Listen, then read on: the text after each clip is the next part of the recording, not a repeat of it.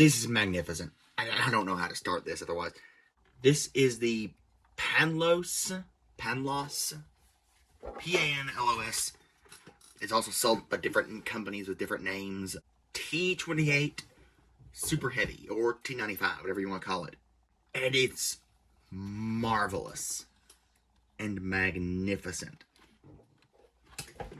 All of the details are just carbon copy from the original tank.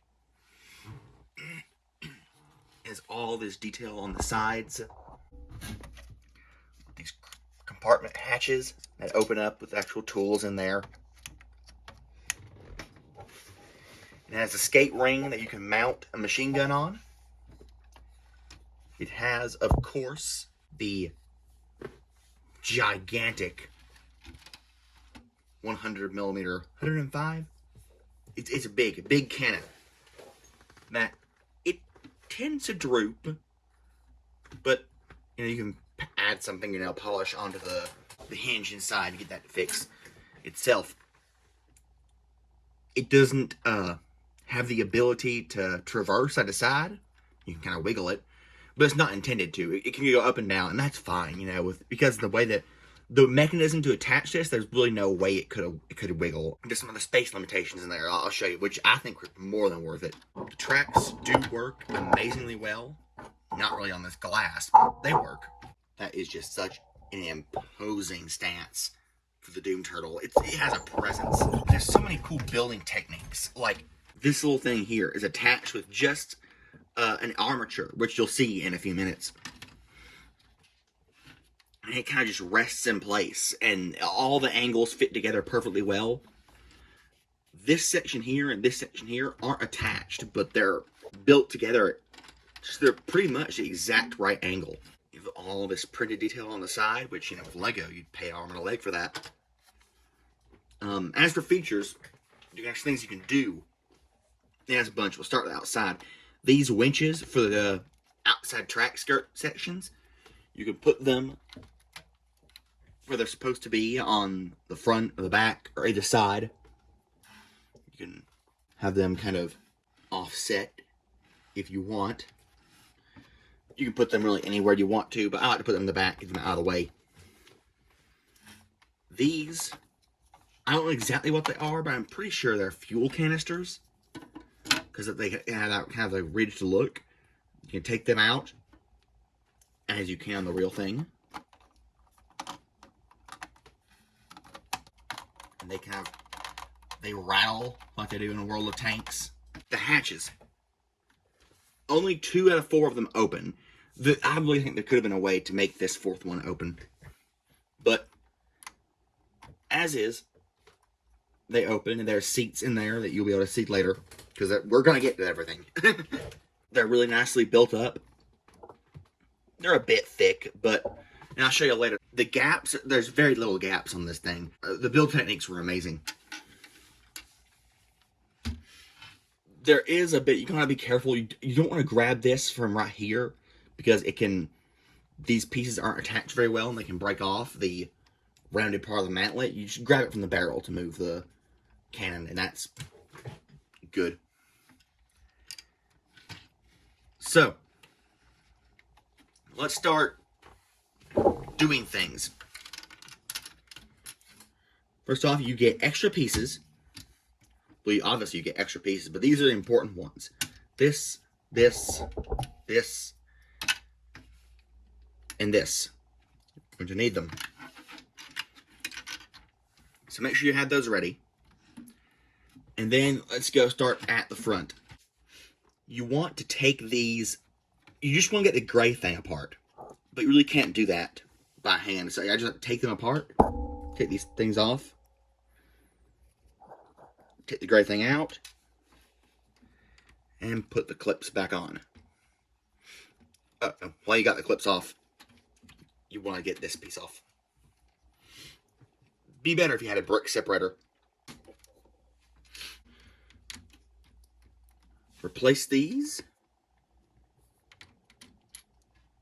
And it already came off, but you take this round piece off, which goes right behind these lights. Do that same thing to the other side. Okay, it's a bit hard to get this in frame, but we're going to work on the back now. So you just want to take off these 2x2 plates. Again, brick zipper would be handy. Now you just want to grab the two ends. It's best to do it one side at a time though. And then just slowly slide them off.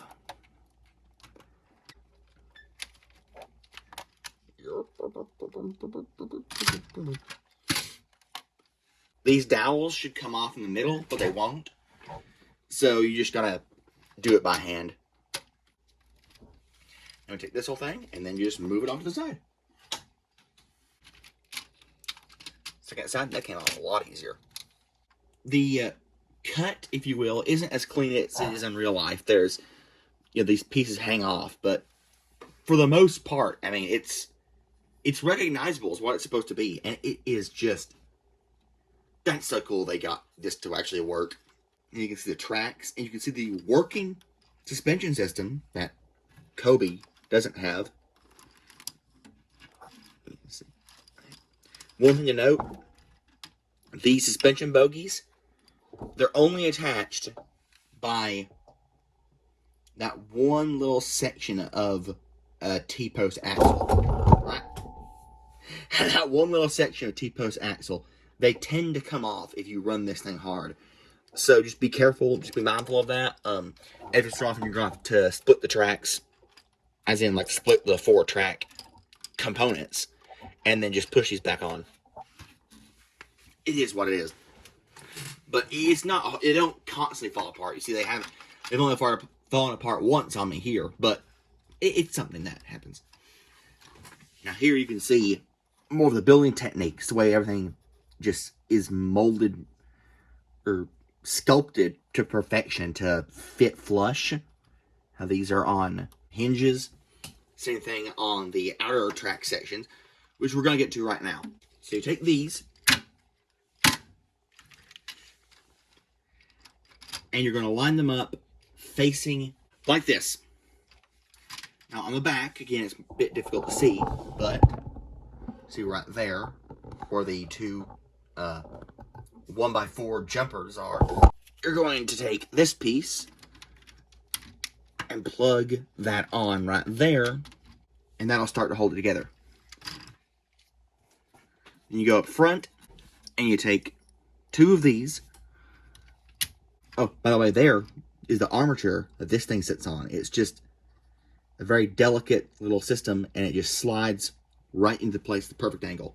So you see, you have this little carriage assembly that fits together just like it does in real life, except for it doesn't have, I believe there are actually crossbars that attach there, but they're not giant plates.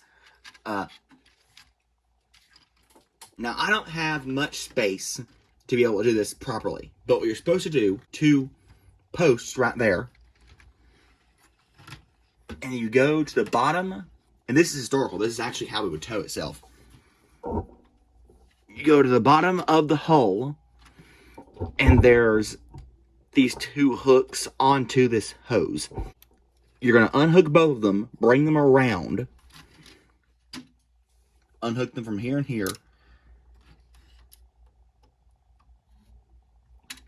spin them around to face backwards, cross them. So this one will go across to this side, and the other one from this side will go across the other side, and it will tow itself like that. I don't have enough space to do that right here, but I'm gonna insert some photos. Anyway, the fact that they're able to do that is excellent, and I love it. Now, this whole back section right here lifts off, and you get all this engine detail, which is just beautiful. So there's an order of operations for this. First, you're going to take out the transfer case, which has nice printing detail on it, and it's built up very well as well. Then you can take out the transmission, which is, look at that. all of that most people don't ever see. But they build it up for us. And the gears can even spin. I loved if they were able to actually get this to mesh in with gears to the actual drive wheels, but that's probably asking too much. But that is just amazing. You can set those in front of each other. And then you take out the engine, which again,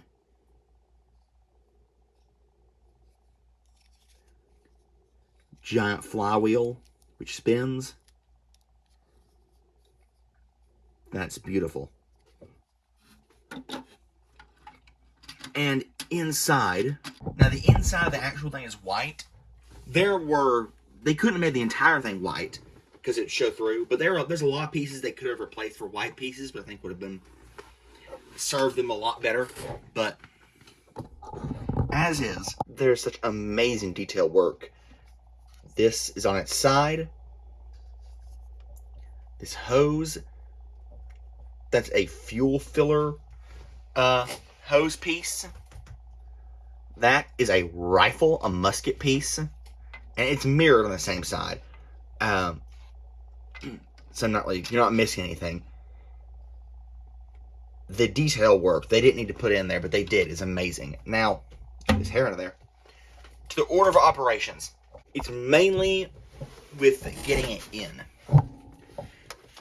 You cannot put the transfer case in first, because if you do that, well then you can't get because of these hinge pieces and the clips up there, you really can't fit in the transmission. So you might think, okay, I'm going to put the transmission in,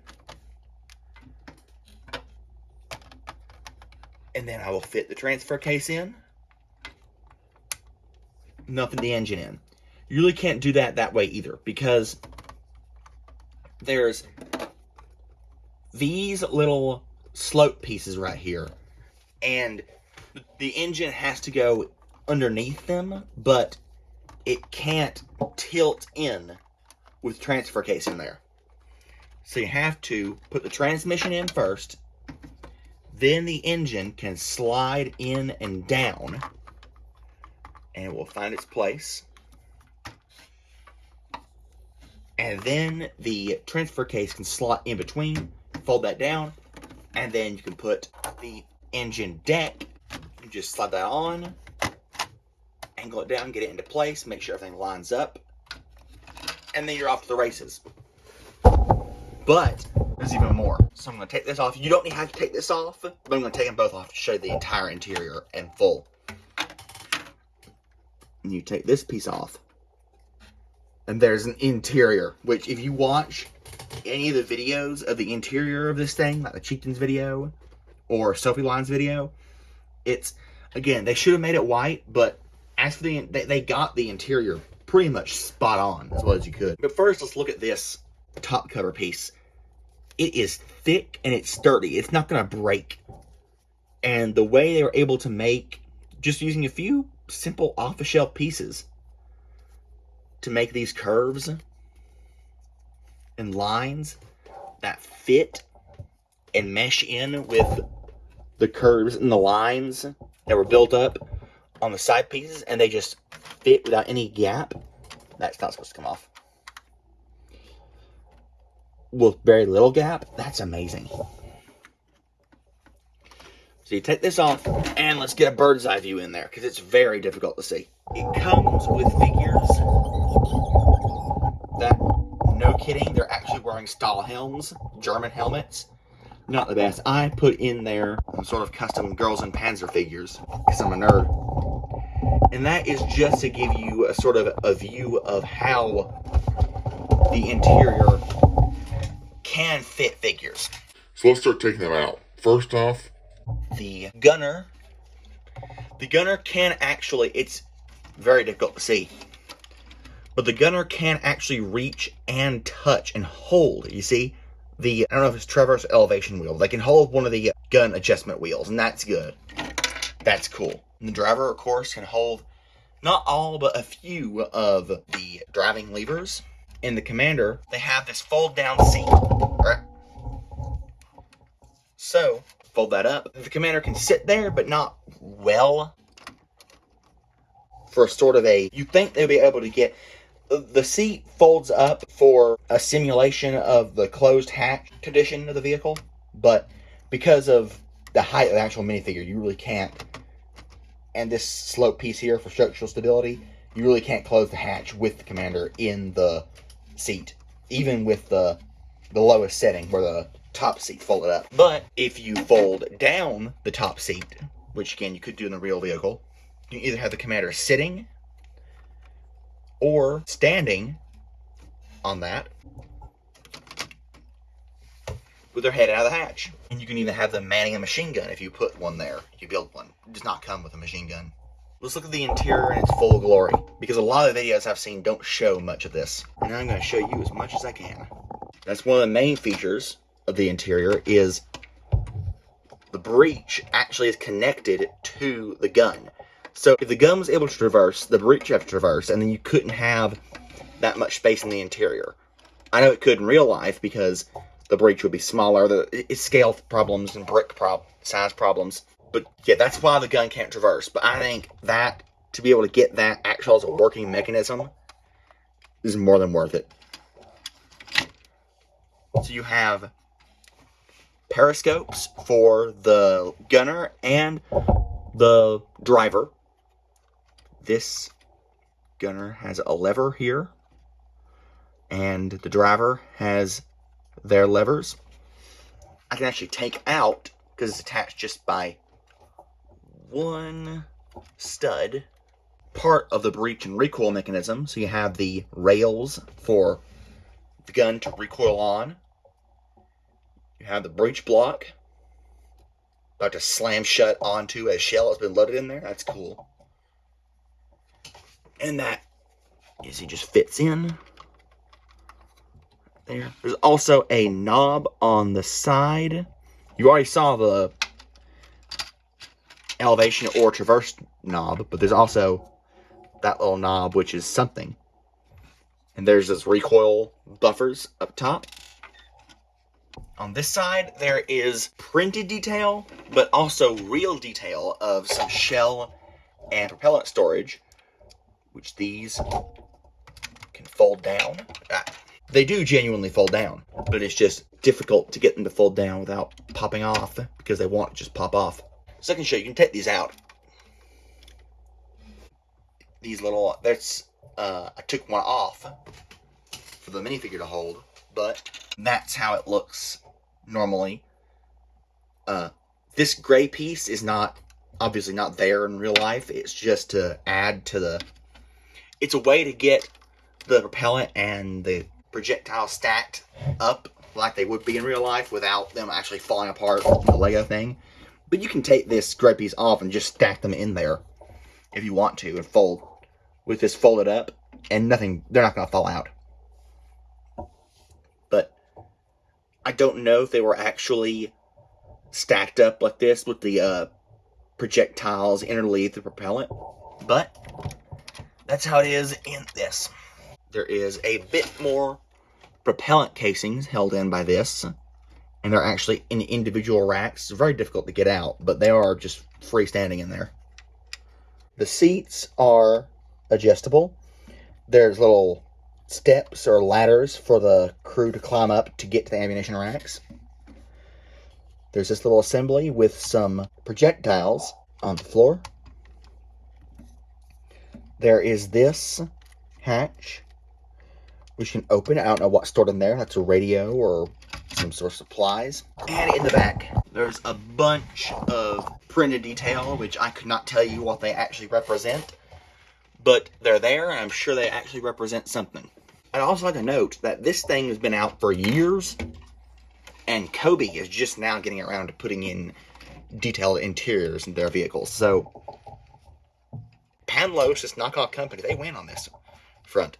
Now, what this is honestly the one piece of very bad engineering on this thing. The cannon comes off, and you basically have these a few independent sections. So there's this T section and this free spinning section. Now, what's supposed to happen is this free spinning section connects to that T section. This is how you fix it. You're going to pull up this circle, and then holding the free spinning section, you fit in these round quarter dome pieces.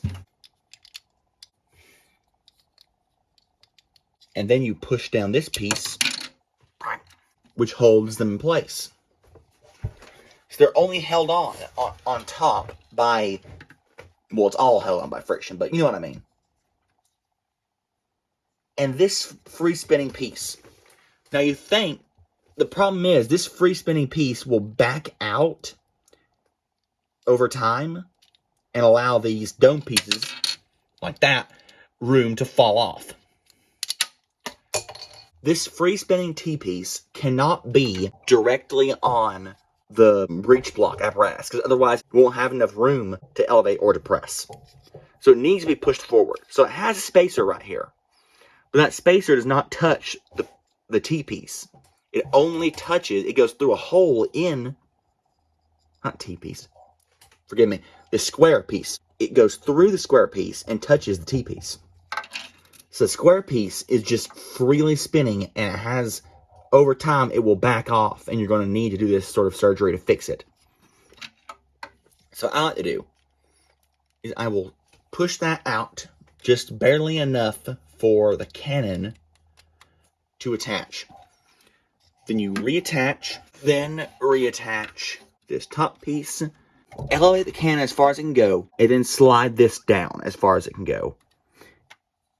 And that should provide enough friction to last you for a while.